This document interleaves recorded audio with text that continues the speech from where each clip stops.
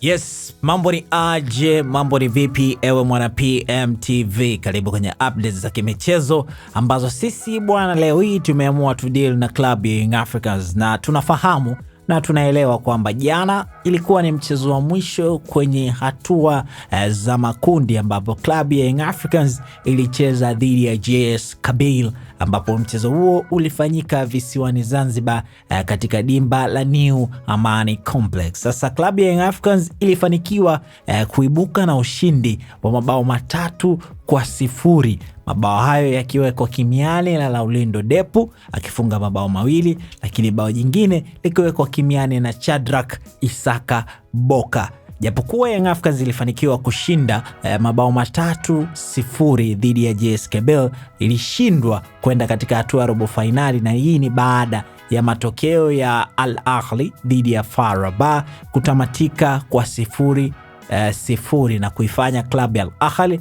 kufuzu ikiwa na alama 10, huku ikiungana na FAR Rabat ambao wao walikuwa na alama 9, huku yeye Young Africans akishika nafasi ya 3 akiwa na alama 8 peke yake. Sasa Ali Shaban Kamwe, meneja wa habari na mawasiliano ndani ya klabu ya Young Africans, alizungumza baada ya mchezo huo kutamatika, na alisema kwa wale wote ambao wamefurahia Young Africans kutokufuzu katika hatua inayofuata, ama wale wote ambao walijiunga na Mwarabu na wakishangilia Young Africans kutokufuzu, basi watabaki wenyewe kwa wenyewe baada ya Waarabu kuondoka, na wataelezana ni kwa nini walikuwa wanakenua ama wanafurahia Young Africans kutokufuzu kwenda katika hatua ya robo finali. Lakini akiwa anazungumza hapo Ali Shaban Kamwe aliweza kutanabaisha kwamba mchezo wao wa Machi mosi dhidi ya klabu ya Simba, ambao Young Africans ndio mwenyeji, utapigwa New Aman Complex huko visiwani Zanzibar. Na kwa nini wamefanya hivyo? Kwa sababu kwanza wao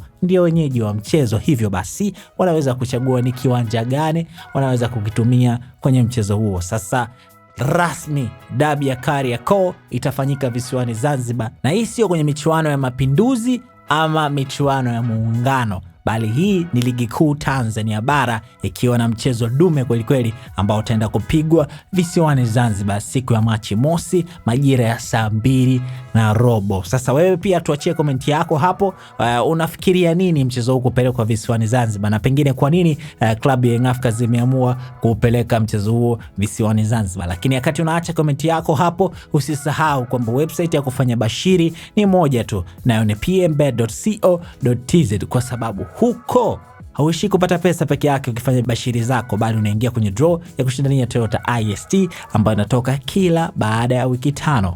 Website ni pmbet.co.tz. Mimi naitwa Raymond Elias.